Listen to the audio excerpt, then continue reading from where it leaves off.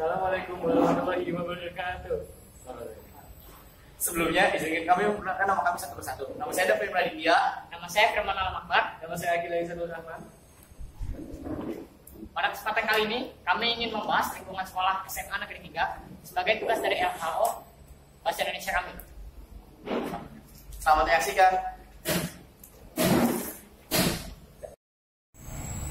SMA N 3 Kabupaten Tangerang adalah sekolah menengah atas yang terletak di Jalan Raya Curug, kilometer 2, Kadujaya, Kabupaten Tangerang, Provinsi Banten. Sekolah ini merupakan salah satu sekolah favorit unggulan yang menjadi salah satu sekolah rujukan di Kabupaten Tangerang. Sekolah ini menjadi sekolah favorit karena terkenal dalam menghasilkan generasi-generasi yang unggul, baik dalam bidang akademik maupun non-akademik. Hal tersebut dapat terwujud karena sekolah ini dilengkapi sarana dan prasarana yang memadai. Lingkungan yang nyaman dan elok dipandang pun dapat membuat siswa lebih semangat dalam menuntut ilmu di sekolah ini. Dalam lingkungan SMA N 3 Kabupaten Tangerang terdiri dari dua jenis lingkungan. Di antaranya yaitu lingkungan hidup dan lingkungan tidak hidup. Lingkungan benda hidup terdiri dari pohon dan tanaman hias, sedangkan benda tidak hidup terdiri dari sarana-sarana yang ada di sekolah ini.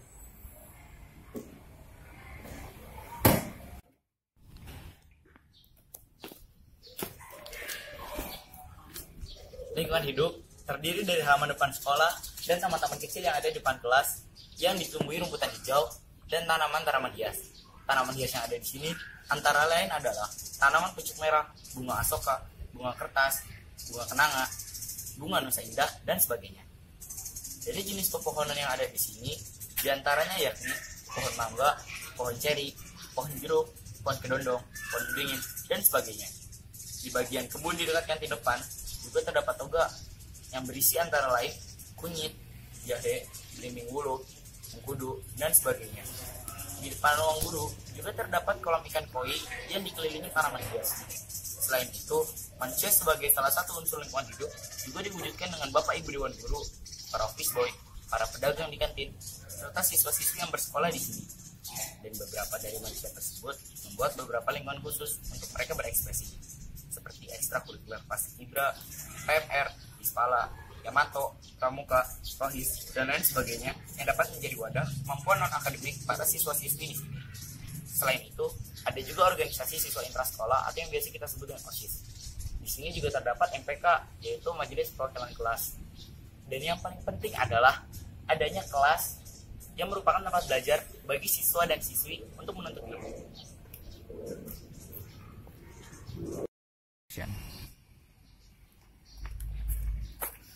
Berikutnya adalah lingkungan benda mati yang berupa sarana yang ada di sekitar lingkungan sekolah ini. Beberapa sarana yang ada di lingkungan sekolah ini antara lain adalah ruang koperasi yang letaknya ada di bagian belakang sekolah, ruang komputer, toilet yang ada di beberapa bagian gedung sekolah, 2 buah kantin yang ada di bagian belakang dan juga bagian depan sekolah, 3 buah lapangan yang memiliki fungsinya masing-masing, dan 1 buah masjid sebagai tempat ibadah bagi pelajar muslim. Ada juga ruang aula yang biasa digunakan untuk pertemuan dan juga rapat, ruang unit kesehatan sekolah atau yang biasa kita sebut UKS, ruang laboratorium, serta perpustakaan yang memadai sebagai jatuhnya pendidikan yang terletak di dekat kantor guru. Selain itu, ada juga ruang guru, ruang kepala sekolah, ruang tata usaha atau TU, ruang kelas, dan lab bahasa. Selanjutnya, peralatan sekolah seperti meja, kursi, papan tulis, lemari buku, penggaris besar, globe, layar LC, proyektor, dan lain-lain. Ada juga peralatan olahraga seperti bola basket, bola voli, bola tenis, jaring voli, ring basket, dan juga bola futsal, dan sebagainya.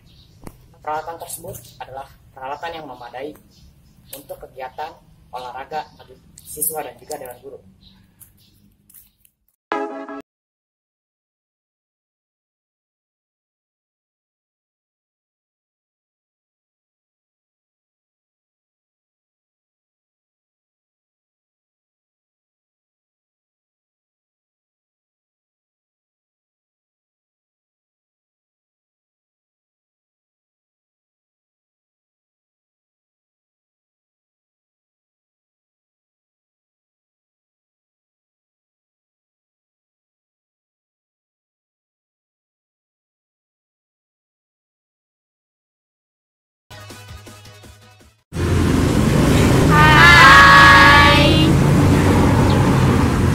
dari 10 IPS 5 ingin mengobservasi makanan tradisional dari Indonesia.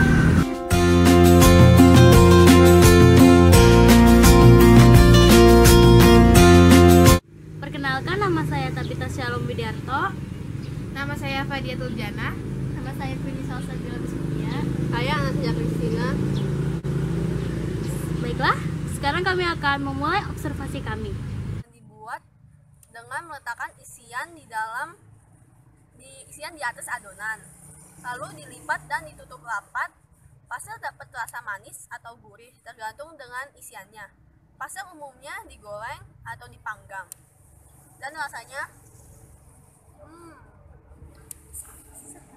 sedap. Isinya di sini berupa bihun.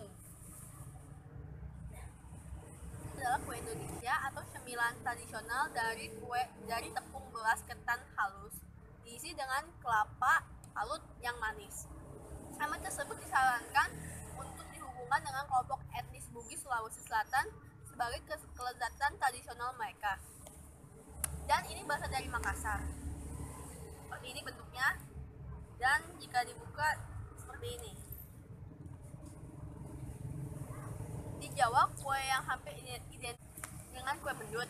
Kue Bugis berasal dari bersama dengan kue lapis dan nagasari termasuk kue kering tradisional atau makanan ringan tradisional Indonesia yang biasa ditemukan di pasar tradisional Indonesia seperti jajanan pasar atau kudapan pasar.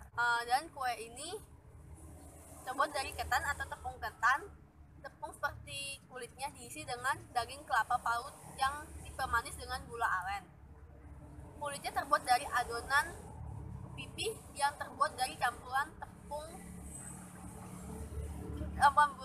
tepung beras ketan, tepung terigu, kentang tumbuk, santan, gula pasir, dan garam, dan diwarnai dengan suji atau pandan berwarna hijau. Tapi di sini kebetulan berwarna ungu atau kehitaman ya. Dan isinya jika dimakan rasanya sangat kenyal. Dan di sini kelapanya nasi putih bisa dilihat di sini. Jadi kelapanya tidak dipermanis, jadi rasanya sedikit aneh. Ini sampai situ saja. Terima kasih. Makanan khas Indonesia. Lemper itu biasanya dibuat dari ketan, dicampur dengan abon. Cara masak ketannya sama dengan cara menanak nasi. Setelah ketan sudah matang, biasanya ketan dicampurkan dengan abon, lalu digulung. Setelah itu dibungkus lagi dengan daun pisang. Makanan lemper ini bukan makanan pokok, melainkan makanan selingan. Sebelum makan besar biasanya disediakan lemper. Rasa lemper, contoh lemper kayak gini. Isinya ada abon. Kita makan.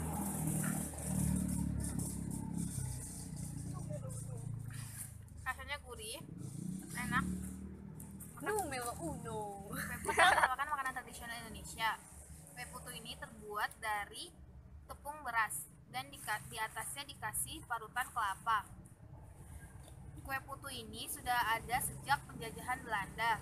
Zaman dahulu, kue putu ini termasuk makanan yang sangat istimewa karena biasanya masyarakat Belanda itu menyajikan kue putu dengan teh. Mari kita coba rasakan kue putu.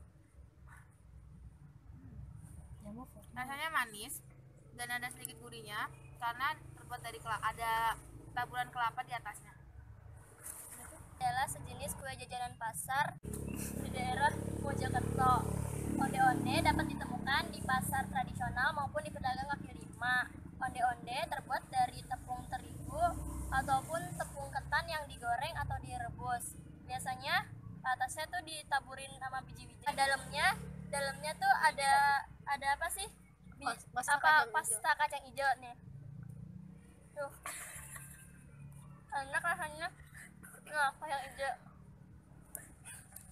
Dadar gulung adalah salah satu makanan tradisional Indonesia yang berasal dari Pulau Jawa. Dadar gulung termasuk makanan yang terkenal di Indonesia dan Malaysia. Nah, dadar gulung ini dibuat dari tepung beras dan pandan yang digulung sehingga membentuk lembaran tipis dan diisi dengan parutan kelapa manis, yaitu yang terdiri dari parutan kelapa yang dicampur dengan gula Jawa. Nah, menurut jenis kue modern, dadar gulung termasuk pancake, tapi dadar gulung dinamakan sebagai roll pancake.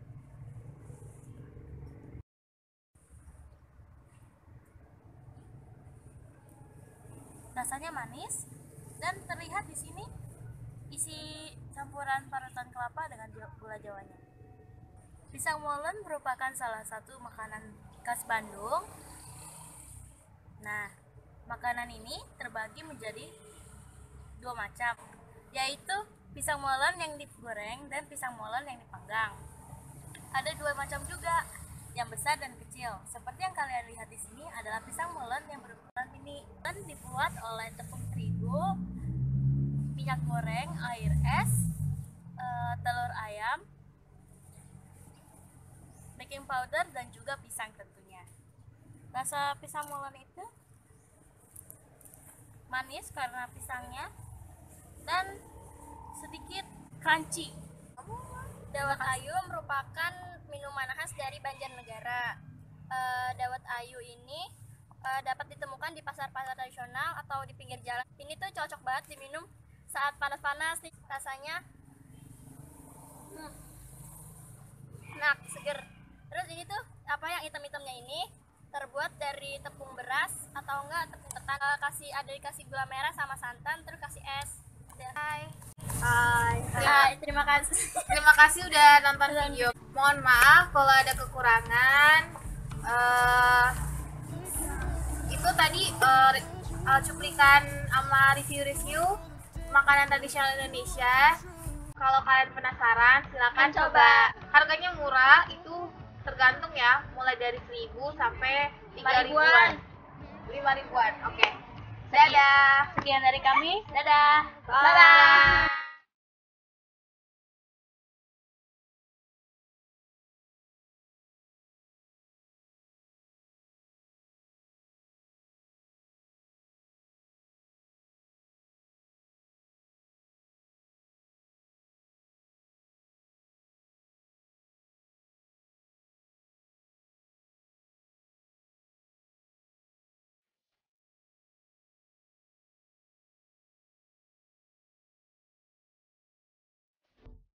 Assalamualaikum warahmatullahi wabarakatuh.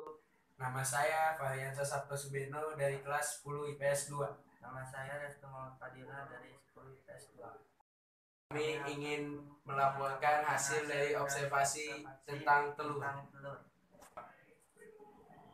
Apa manfaat dari telur? Dan kandungan dari telur. Serta bagaimana cara memilih telur yang baik? Manfaat dari telur: 1. Mengatasi masalah kulit karena berbagai macam senyawa aktif yang sangat berkhasiat untuk merawat kulit. 2. Kesehatan mata karena dengan mengonsumsi zat yang terdapat dalam kandungan gizi telur akan memiliki manfaat untuk kesehatan mata. 3. Menjaga kehamilan kandungan janin yang terdapat dalam telur atau juga memiliki manfaat untuk menjaga kehamilan seseorang, dan masih banyak manfaat lainnya. Telur mengandung 90% kalsium, mineral, zat besi yang terdapat dalam karing kuning telur dan mengandung 6 gram protein dan 9 asam amino esensial yang terdapat dalam putih telur. Cara memilih telur yang baik: pastikan kondisi cangkang telur tidak retak. 2. Ukuran telur tidak terlalu kecil dan tidak terlalu besar. 3. Warnanya tidak terlalu pucat atau gelap. Serta 4. Bersih dan dari berbagai kotoran ataupun noda.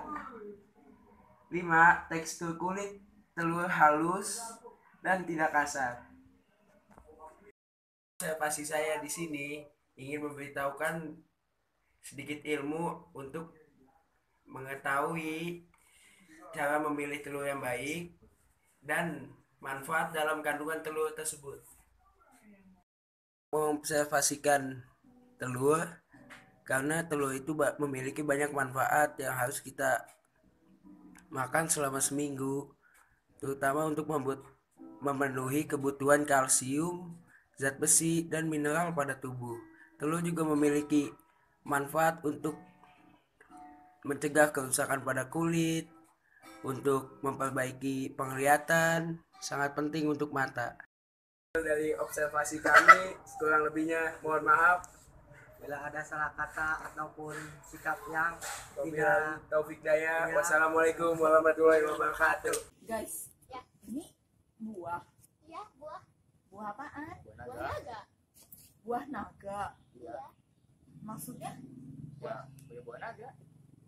apaan? Maksudnya itu apa gitu loh? Ya masanya nggak tahu. Kagak tahu gua. Ini norak banget nih. Ya udah dong, biasa aja. Ya, nih gue jelasin ya, buah naga itu termasuk jenis kaktus dari mangga, Hyloncerius dan Serenserius. Oh, Helcerius itu apaan? Ya, itu tuh termasuk jenis kaktus. Ya, maksudnya? Nih, Ya. kayak gini nih Ya. pokoknya nih. Oh, kayak gitu. Ya, jadi buah naga itu dibedakan dari manfaatnya, jenis-jenisnya, dan budidayanya. Iya, nah buah naga itu juga bentuknya pas banget.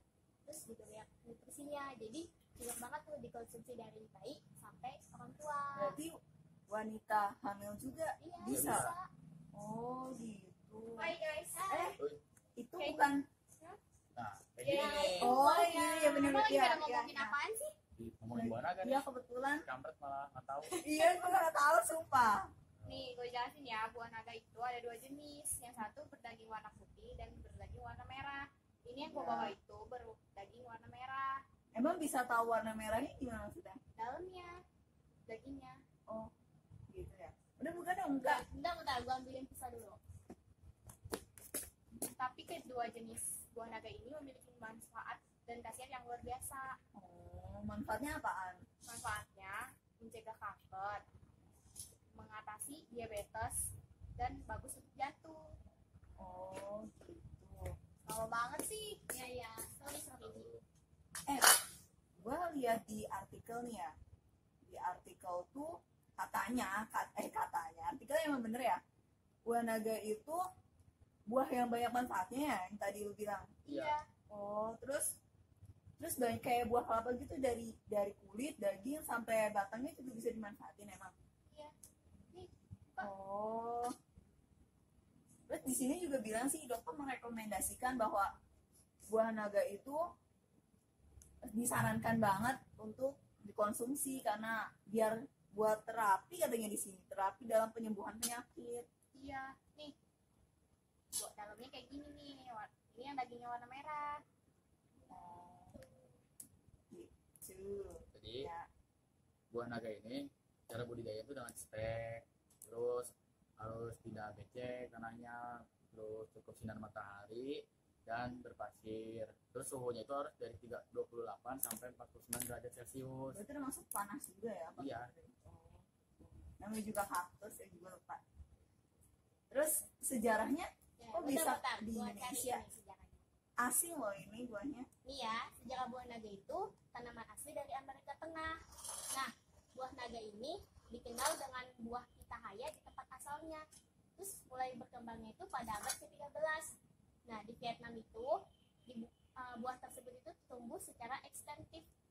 Nah, buah pitahaya juga dikenal secara lokal dengan sebutan buah Tang Loi. Buah tersebut awalnya masuk Vietnam dikenalkan oleh Prancis hingga sampai saat ini rata-rata per hektar itu mencapai 25 ton. Terus Malaysia juga di Malaysia juga ada buah naganya. Nah, pertama kali itu ditemukan pada tahun 1999 di daerah Sitiawan, Johor, dan Kuala Pila. Terus ada juga di Kolombia dan Nicaragua. Tuh. Orang lagi ngejelasin tuh malah makan. Enak bu, jatuh ya tadi. Enak, Enak kan? gimana?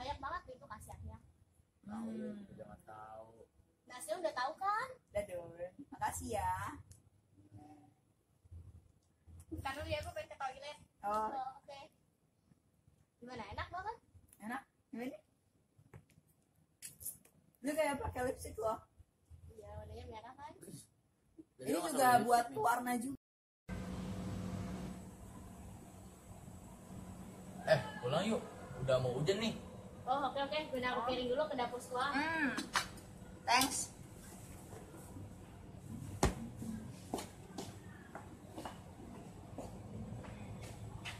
Kamu balik. Enak.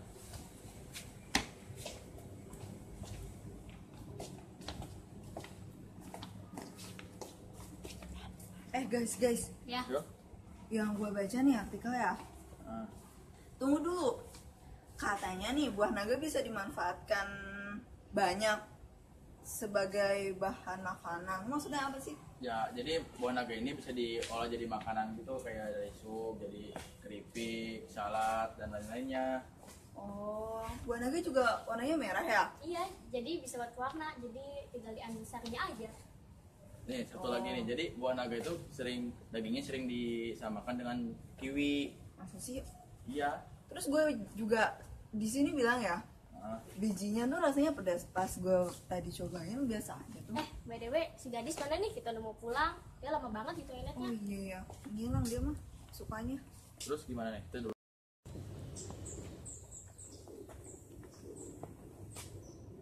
Terima kasih. Sekian dari kami.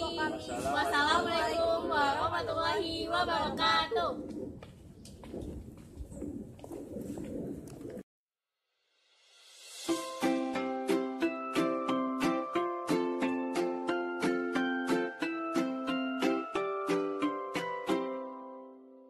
Assalamualaikum warahmatullahi wabarakatuh. Di sini kita akan melaporkan tentang hasil observasi tentang gadget.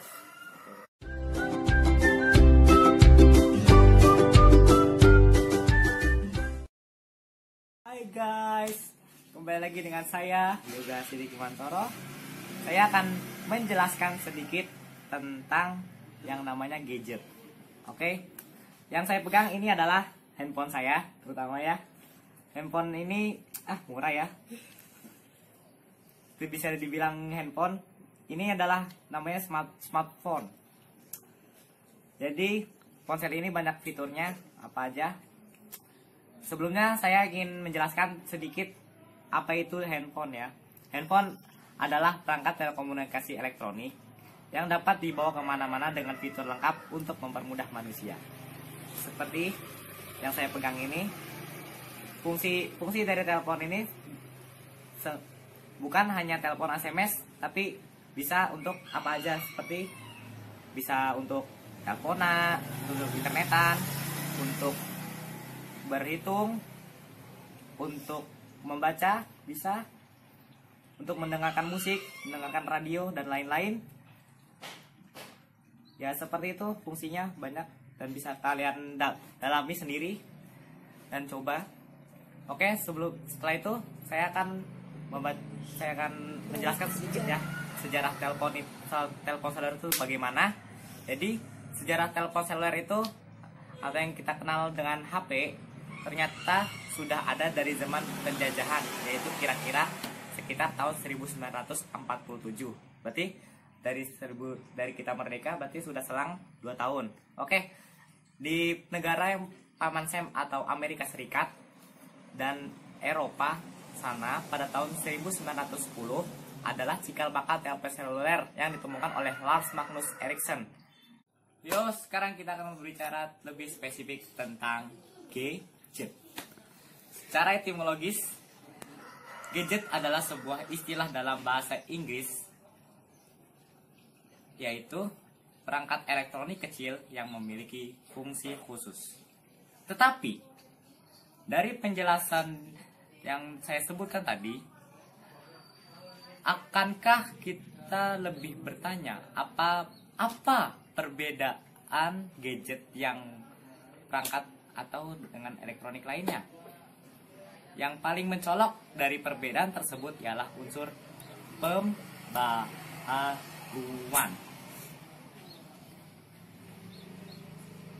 Simpelnya, gadget adalah alat elektronik yang memiliki pembaharuan dari hari ke hari sehingga membuat hidup manusia lebih praktis.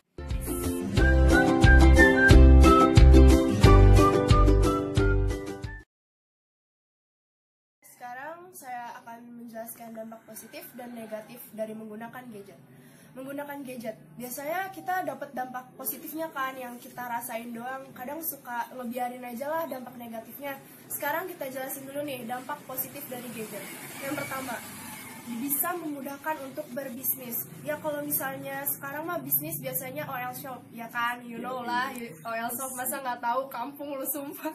Ya sekarang beralih ke dampak negatif dari gadget.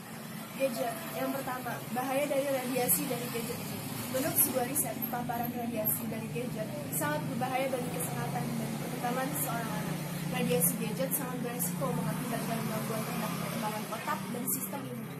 Dan yang kedua, menyebabkan kecanduan. Pengaruh gadget terhadap anak yang selanjutnya yaitu menyebabkan kecanduan, ketergantungan, dan lain-lain. Yang ketiga, ada hambatan terhadap perkembangan. Anak-anak yang memiliki ketergantungan terhadap gadget cenderung akan mengalami hambatan dalam proses perkembangannya. Hal ini karena anak-anak itu terlalu asik bermain gadget yang jarang bergerak dan menghambat proses pertumbuhannya. Yang keempat, penyakit mental. Penggunaan gadget yang tidak terkontrol dan terus-menerus bisa menjadi salah satu pemicu penyakit mental seperti depresi dan gangguan bipolar atau autis. Dan yang kelima, itu merupakan obesitas. Selain menghambat pertumbuhan anak, yang terlalu asik bermain gadget dapat beresiko mengalami kelebihan berat badan atau yang biasa kita sebut obesitas. Hal ini karena anak-anak cenderung kurang gerak dan terjadi penumpukan lemak yang sangat berlebih yang mempercepat kenaikan tubuh seseorang anak. Yang keenam, gangguan tidur. Sebaiknya Anda tidak menggunakan gadget pada malam hari. Hal ini karena dapat mengakibatkan gangguan tidur, sehingga dapat berdampak buruk terhadap tubuh dan tumbuh kembang.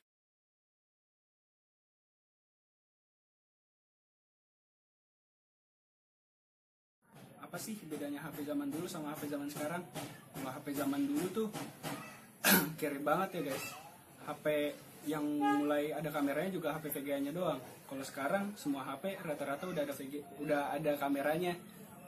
Terus kalau HP lama itu rata-rata gambarnya itu mukanya jadi pecah-pecah, udah kayak apaan tahu.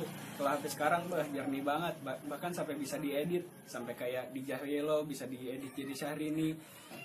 Nah, kalau dan perbandingan keduanya itu dari segi suara. Kalau suara, HP jadul itu mempunyai suara yang sangat cempreng dan hancur kalau suaranya benar-benar sampai full. Tapi kalau di HP yang zaman sekarang ada yang seperti itu. Tapi kebanyakan sudah jernih suaranya tanpa ada cempreng-cemprengan lagi. Yang ketiga ada penyimpanan. Kalau dari segi penyimpanannya itu HP jadul cenderung lebih mempunyai penyimpanan yang sangat kecil. Paling besarnya itu paling penyimpanan cuma 1 GB. Tapi kalau HP modern penyimpanannya itu bisa sampai 60 GB, bahkan bisa lebih. Kalau dari segi harga, pastilah HP jadul itu akan jatuh harga, jadi harga yang lebih murah itu HP jadul. Tapi kalau HP modern, kebanyakan HP-HP canggih zaman sekarang itu mempunyai harga di atas 2 juta. Itu untuk HP yang bagus. Nah, kalau dari baterai itu HP jadul mempunyai baterai yang lebih awet, bahkan bisa tahan kali 1 minggu, nggak dicas juga. Tapi kalau HP modern, lemahnya itu di baterai. Rata-rata baterai paling cuma bertahan 2 sampai 3 jam. Itu juga kalau digunain. Kalau nggak digunain ya 6 jam doang paling. Sekian dari kami tentang laporan hasil observasi tentang gadget. Kurang lebihnya mohon maaf. Wassalamualaikum warahmatullahi wabarakatuh.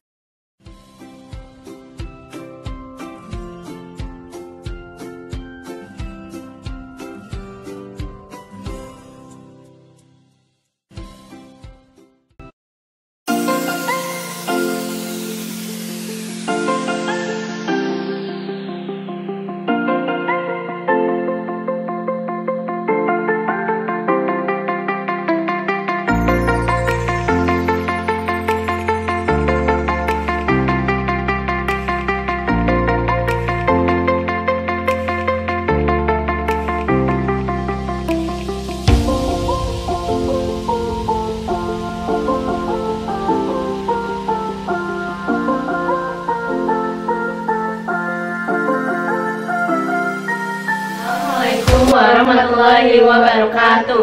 Saya Indul Sanjaya. Saya Hana Nur Afifah. Saya Faustini Panda. Saya Rina Melia. Kami akan mengobservasi pasar Jatiwarga di Cikaraya.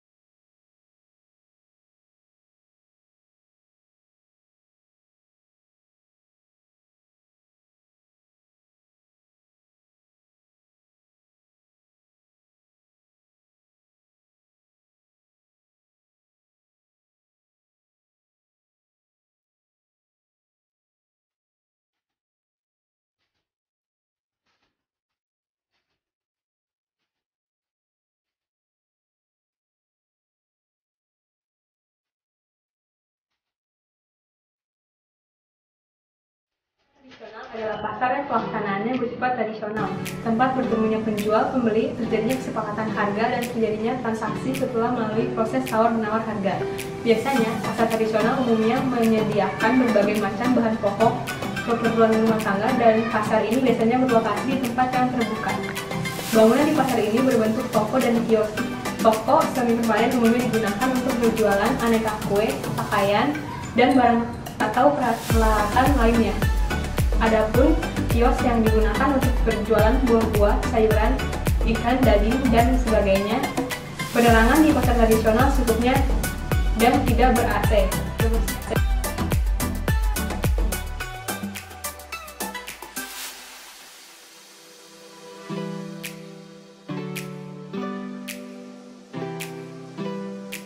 Pasar adalah salah satu dari berbagai sistem, institusi, prosedur, hubungan sosial, dan infrastruktur di mana usaha menjual barang, jasa, dan tenaga kerja untuk orang-orang dengan imbalan uang. Barang dan jasa yang dijual menggunakan alat pembayaran yang sah seperti uang fiat. Kegiatan ini merupakan bagian dari perekonomian. Pesannya sangat penting dalam pasar dan memisahkan pasar dari perdagangan. Dua orang memungkinkan melakukan perdagangan, tetapi dibutuhkan setidaknya 3 orang untuk memiliki pasar. Sehingga ada persaingan pada setidaknya satu dari 2 belah pihak. Pasar bervariasi dalam ukuran, jangkauan, skala, geografis, lokasi, jenis, dan berbagai komunitas manusia, serta jenis barang dan jasa yang diperdagangkan. Serta termasuk pasar petani lokal yang diadakan di alun-alun kota atau tempat parkir, pusat perbelanjaan dan pusat perbelanjaan, mata uang internasional, dan pasar komoditas. Hukum menciptakan pasar seperti untuk izin polusi dan pasar ilegal seperti pasar untuk obat-obatan terlarang.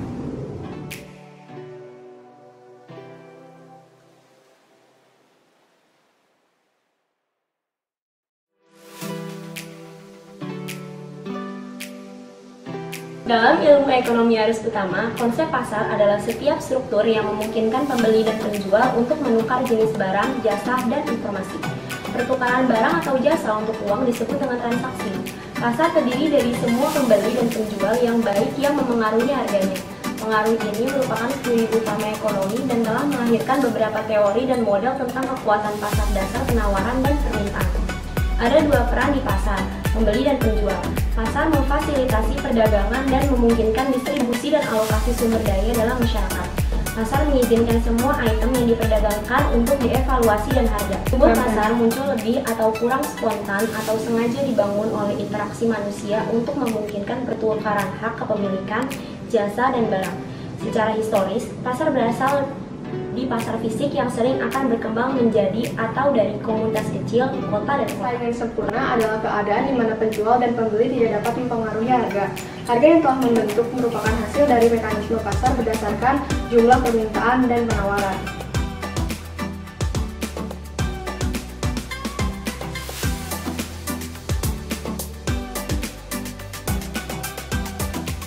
Dalam pasar persaingan sempurna, terdapat banyak penjual atau pembeli yang sama-sama telah mengetahui keadaan pasar. Penjual ataupun pembeli tidak bebas menentukan harga, karena harga telah ditentukan oleh pasar. Persaingan tidak sempurna, para penjual maupun pembeli mempunyai kebebasan dalam menentukan harga dan jumlah barang yang akan diperjualbelikan. Dalam hal ini berarti pembeli dan penjual dapat mempengaruhi harga, jenis dan kualitas barang yang diperdagangkan pada pasar ini bersifat heterogen.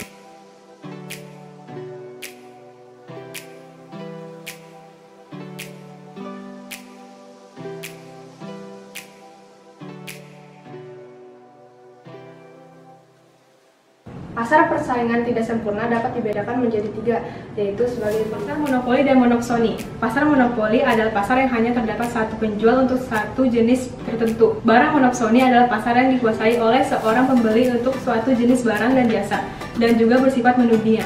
Output yang dihasilkan tidak mempunyai substitusi. Pasar persaingan monopolistik. Dalam pasar monopolistik, terdapat banyak penjual dan pembeli. Penjual bisa melakukan monopoli karena keistimewaan produk masing-masing. Pasar oligopoli dan pasar oligopsoni. Pasar oligopoli adalah pasar yang hanya ada beberapa penjual. Istilah beberapa penjual inilah penjual tidak terlalu banyak sehingga pengaruh penjual sangat kecil dan tidak ada penjual yang berkuasa segala-galanya. Adapun oligopsoni yang merupakan jenis pasar yang hanya ada beberapa pembeli. Pasar barang konsumsi. Pasar barang konsumsi adalah pasar yang menjual barang-barang yang dapat dipakai untuk kebutuhan rumah tangga. Misalnya, pasar yang memperjualbelikan beras, ikan, sayur-sayuran, buah-buahan, alat rumah tangga, pakaian, dan lain sebagainya. Pasar barang produksi. Pasar barang produksi adalah pasar yang memperjualbelikan faktor-faktor produksi. Dalam pasar ini diperjualbelikan sumber daya produksi. Misalnya, pasar mesin-mesin, pasar tenaga kerja, dan pasar uang.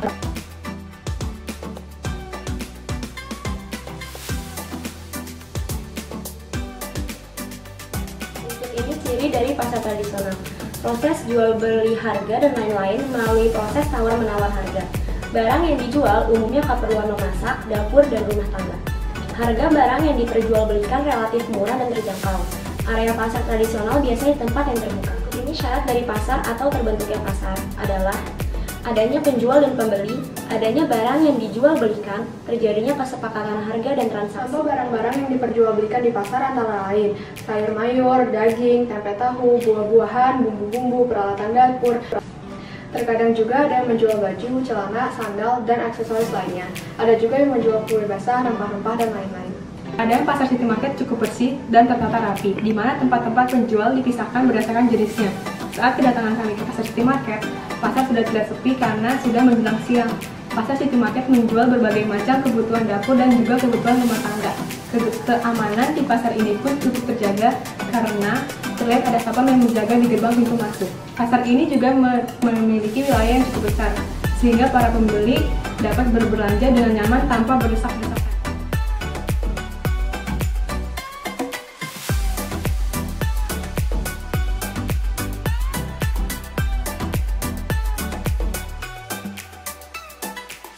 Bahan pokok di pasar Citra Raya berkisar antara 5 hingga 10 ribu rupiah.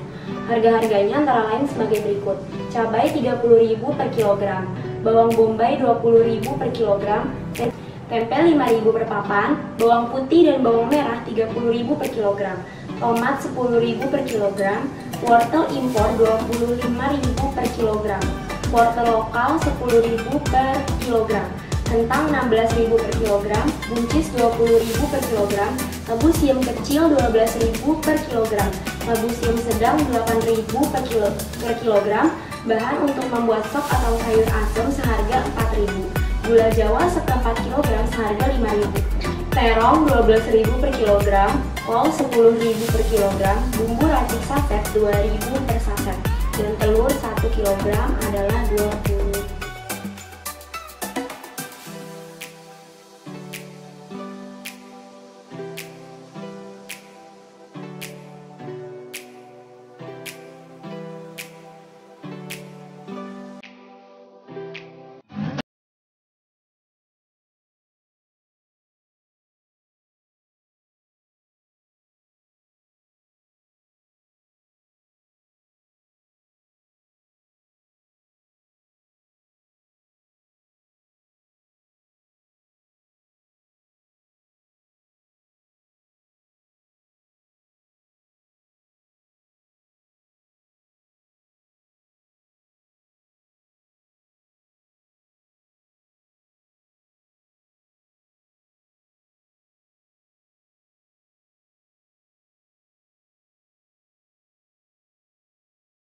Kami akan mempresentasikan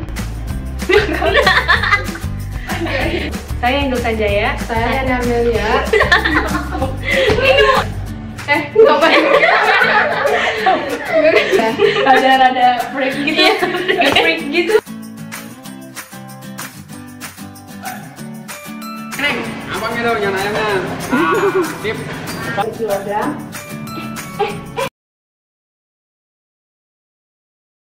Assalamualaikum warahmatullahi wabarakatuh.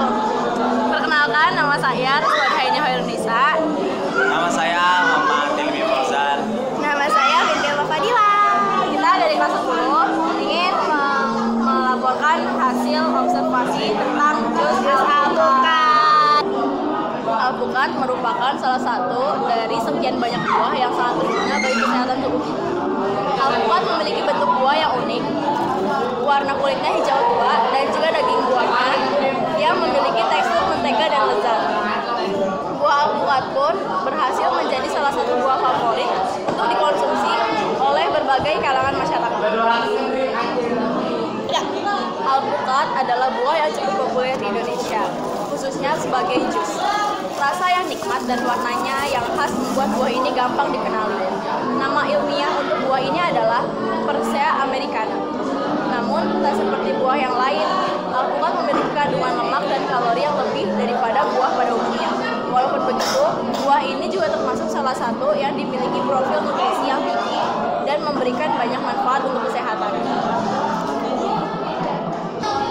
Kandungan gizi alpukat yang paling mengesankan dari buah ini adalah kandungan antioksidan atau karotenoid yang dikandungnya. Tidak ada kandungan lain dalam alpukat yang melebihi kandungan karotenoidnya. Berikut adalah daftar kandungan antioksidan karotenoid utama yang dimiliki alpukat, yaitu yang pertama alpha karotene, yang kedua beta karotin, ketiga beta keriptosantin, ya itu yang keempat, santin, ya yang kelima lutein, yang keenam neokrom. Nah, ini dari cara membuat jus alpukat. Untuk membuat jus alpukat sendiri sangatlah mudah. Anda hanya perlu menyiapkan buah alpukat dan beberapa bahan tambahan pelengkap lainnya. Berikut ini langkah-langkahnya. Pertama, siapkan 1 buah alpukat, torok daging buahnya hingga habis. Kedua, masukkan alpukat ke dalam blender, lalu campur dengan air, gula, dan juga es batu. Jangan lupa beri sedikit garam untuk menambah rasa pada jus alpukat. Ketiga, Anda juga dapat menambahkan bahan kreasi lainnya seperti susu coklat. 4. Blender hingga halus. 5. Minum selagi masih dingin.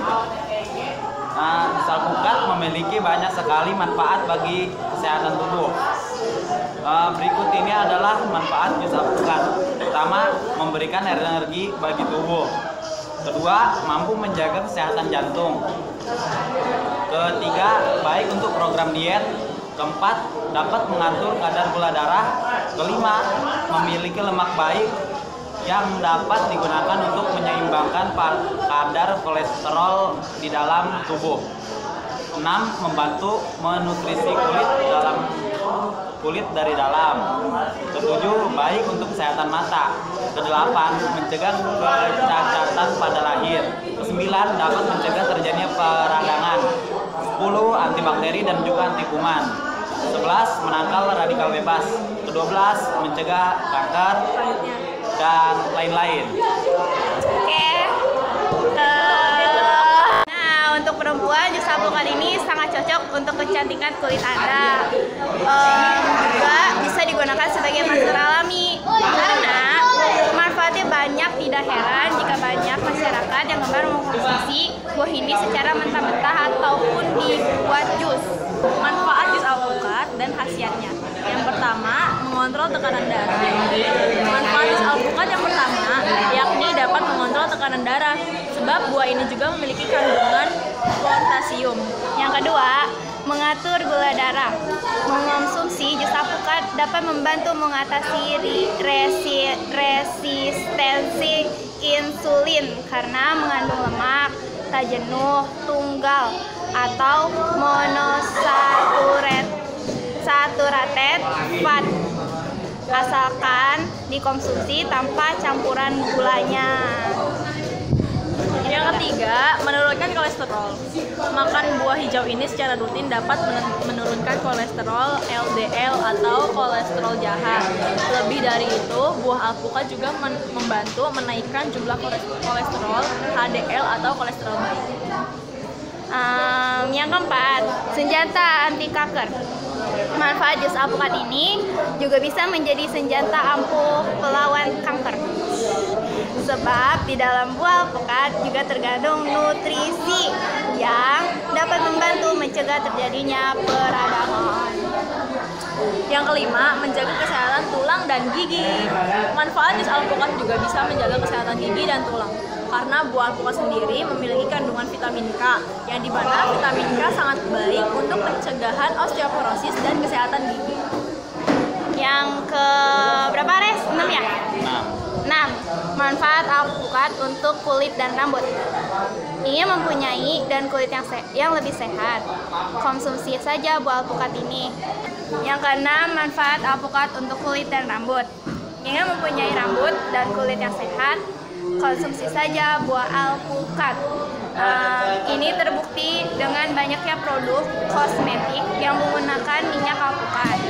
Nah, nutrisi pada minyak alpukat ini berperan dalam melembabkan kulit dan membuatnya bercahaya.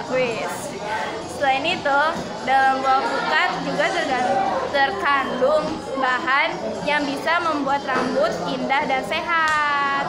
Mempunyai kandungan vitamin E. Di dalamnya juga mampu melindungi kulit dari bahaya sinar matahari. Yang ketujuh, Jan. Ketujuh, menaikkan berat badan. Manfaat jus alpukat ternyata juga bisa untuk menaikkan berat badan bagi mereka yang memiliki badan terlalu kurus. Alpukat memiliki kandungan kalori yang begitu banyak dan cukup nutrisi untuk bantu meningkatkan berat badan secara sehat. Konsumsilah buah alpukat secara rutin jika Anda ingin berat badan Anda segera naik. Nah, yang ke-8, baik untuk kesehatan mata. Di balik kenikmatannya, mengonsumsi buah alpukat juga akan membantu mata tetap sehat dan lebih halus.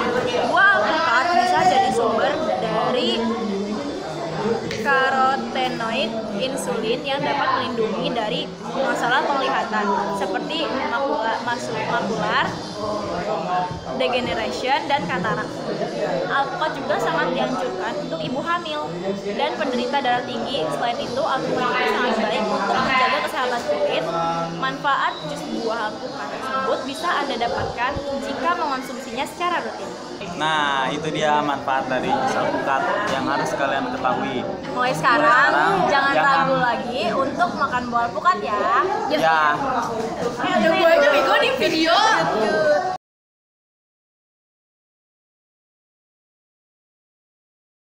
Assalamualaikum warahmatullahi wabarakatuh. Nama saya Cika Cahaya Aprilia. Nama saya Bella Sofia Ikrima Bilkis. Nama saya Alicia Nafaura Rizky. Kami dari 10 IPS 5. Kami ingin melaporkan hasil observasi tentang buah jeruk. Jeruk adalah semua tumbuhan berbunga anggota marga sitrus dari suku Rutaceae atau suku jeruk-jerukan. Anggotanya berbentuk pohon dengan buah yang berdaging dengan rasa masam yang segar. Meskipun banyak di antara anggota yang memiliki rasa manis, rasa masam berasal dari kandungan asam sitrat yang memang menjadi terkandung pada semua anggotanya. Sebutan jeruk kadang-kadang juga disematkan kepada beberapa anggota marga lain yang masih berkerabat dalam suku yang sama, seperti kikit. Dalam bahasa sehari-hari, penyebutan jeruk atau limau Di Sumatera dan Malaysia seringkali berarti jeruk keprok atau jeruk manis. Di Jawa limau atau limau berarti jeruk nipis. Asal jeruk dari Asia Timur dan Asia Tenggara, membentuk sebuah busur yang membentang dari Jepang terus ke selatan, hingga kemudian berbelok ke barat ke arah India bagian timur. Jeruk manis dan sitrun atau lemon berasal dari Asia Timur, sedangkan jeruk bali, jeruk nipis, dan jeruk purut berasal dari Asia Tenggara. Kota jeruk yang dimanfaatkan oleh manusia sebagai bahan pangan, wewangian maupun industri. Buah jeruk adalah sumber vitamin C dan wewangian atau parfum penting. Daunnya juga digunakan sebagai rempah-rempah. Jeruk memiliki berbagai kandungan gizi yang sangat tinggi.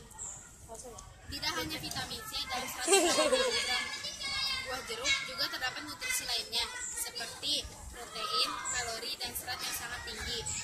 Manfaat buah jeruk bagi kesehatan, di antaranya jeruk menurunkan risiko stroke. Jeruk juga dapat menurunkan tekanan darah. Jeruk dapat mencegah kanker, dan jeruk menjaga kesehatan jantung. Ada juga jeruk mencegah kerusakan kulit. Lalu manfaat buah jeruk bagi kesehatan. Pertama, ada jeruk menurunkan risiko stroke. Kedua, jeruk dapat menurunkan tekanan darah. Ketiga, jeruk dapat mencegah kanker. Keempat, jeruk menjaga kesehatan jantung. Kelima, jeruk mencegah kerusakan kulit. Keenam, jeruk baik untuk sistem alkali dalam tubuh. Ketujuh, buah jeruk membantu menjaga sistem imun. Kesembilan, buah jeruk meningkatkan fungsi otak, asam folat atau vitamin B9. Buah jeruk banyak sekali jenisnya, karena dengan cara menyilangkan antara spesies jeruk dengan spesies yang lainnya, sehingga menghasilkan hibrida antar spesies yang khas. Jadinya menghasilkan buah jeruk yang berbeda atau tidak sama dengan induknya. Nah, yang pertama itu ada jeruk manis. Kembali ke jeruk manis ini mempunyai rasa yang tentunya seperti namanya, yaitu manis, sehingga banyak diminati oleh kalangan masyarakat, dan juga karena harganya yang relatif murah. Yang kedua ada jeruk lemon. Jeruk lemon ini berwarna kuning muda, berkulit licin, dan mengandung banyak air. Jeruk lemon ini juga banyak dimanfaatkan oleh pemilik restoran sebagai hiasan minuman, juga untuk pelengkap bumbu masakan. Yang ketiga ada jeruk pacitan.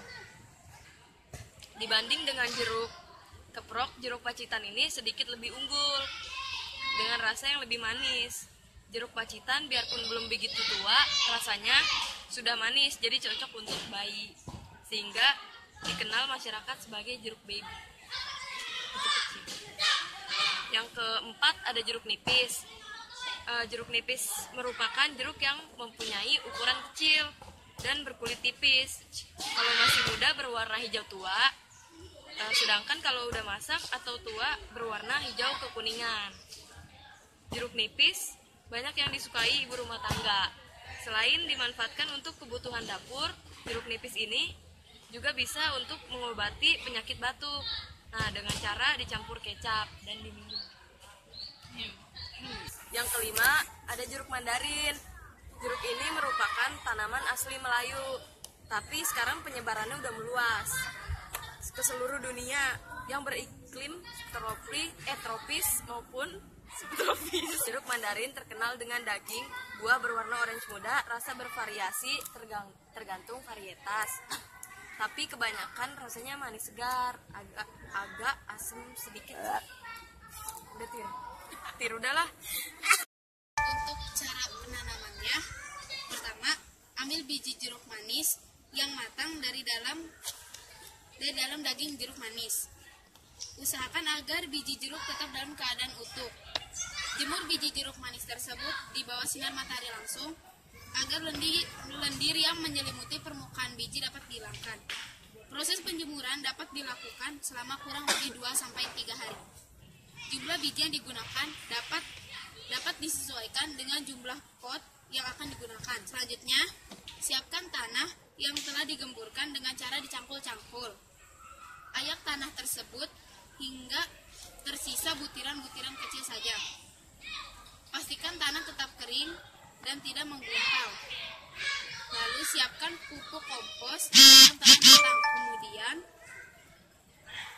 ayak kompos hingga tersisa butiran kecil. Siapkan juga pasir atau arang sekam. Campur ketiga bahan tersebut dengan perbandingan 2 bagian tanah, 1 bagian pasir, dan 1 bagian pupuk kompos. Sebelum media tanah dimasukkan ke dalam pot, sebaiknya pot diberi lapisan berupa pecahan batu bata di bagian dasar pot. Media tanam yang dimasukkan pun tidak seluruhnya, melainkan hanya diisi 2/3 pot saja. Sisakan kurang lebih 10 cm di bagian atas pot. Lalu buat lubang kedalaman 5 cm di masing-masing pot. Dalam satu lubang, maksimal jumlah biji yang dapat Anda masukkan adalah 2. Setelah biji dimasukkan, tutup kembali lubang tanam menggunakan media tanam yang telah dibuat. Beri siraman air secukupnya. Untuk perawatannya, pencahayaan dan penyinaran. Kedua, penyiraman dan pemupukan. Ketiga, pemangkasan. Keempat, waspadai kutu daun. Daging buah jeruk bisa dibuat menjadi sirup, permen jeli, dan selai. Sedangkan kulitnya bisa dimanfaatkan untuk pembuatan Manisan. Ya, manisan. Ya. Sekian dari kami laporan hasil observasi tentang buah jeruk. Kurang lebihnya mohon maaf. Wassalamualaikum warahmatullahi wabarakatuh.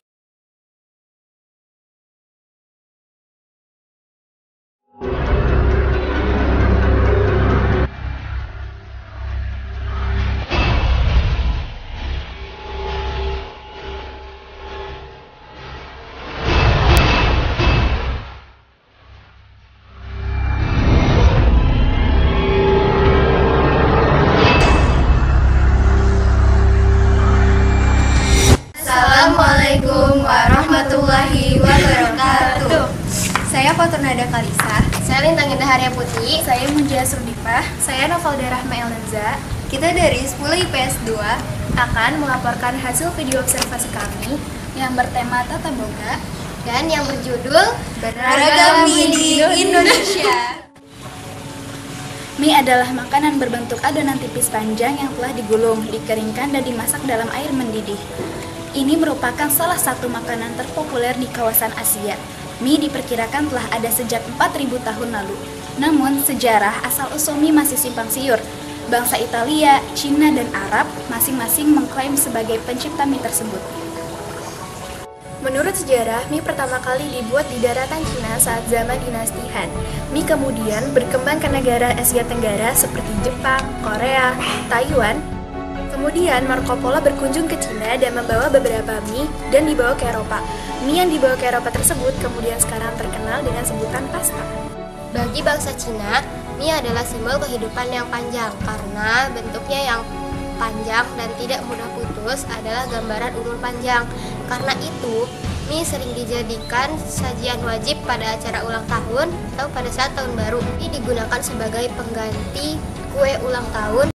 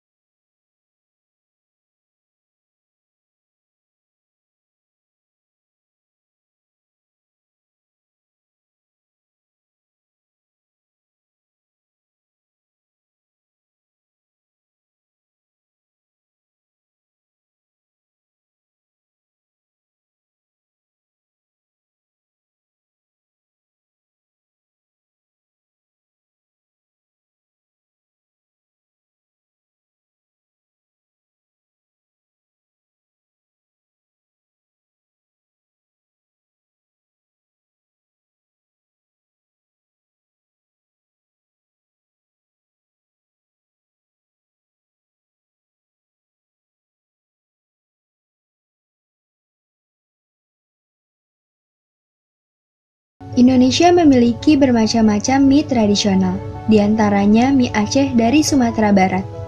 Mie Aceh memiliki cita rasa yang khas. Bumbu rempahnya kuat di lidah dengan dominasi rasa pedas, gurih, asam, dan segar. Kemudian mie kocok dari Bandung. Kuah dari mie kocok ini sangat gurih dan sedikit kental karena berasal dari kaldu sapi. Isi dari mie kocok adalah toge, potongan kikil, atau kulit sapi. Mie celor dari Palembang dan Jambi. Rasa mie celor ini cenderung asin dan gurih, namun aroma dari udang dan telur dari mie cukup kuat. Biasanya, mie celor ini disajikan bersama potongan telur rebus, serpihan daging udang atau sapi, dan taburan bawang goreng. Terdapat berbagai merek mie instan di Indonesia, di antaranya Super Mie, Mie Sedap, Sari Mie, Mie ABC, dan yang paling terkenal adalah Indomie. Indomie memiliki dua jenis sajian, yaitu mie goreng dan mie rebus. Indomie memiliki berbagai varian rasa yang banyak mengadaptasi dari cita rasa makanan tradisional Indonesia. Beberapa varian rasa Indomie kuah adalah Indomie Soto,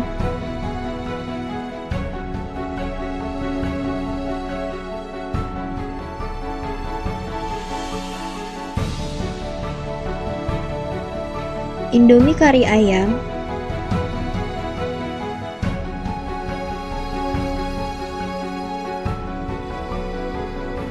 dan lain-lainnya.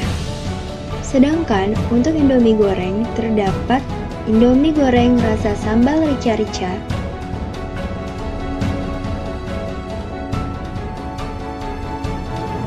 Indomie goreng rasa ayam penyet,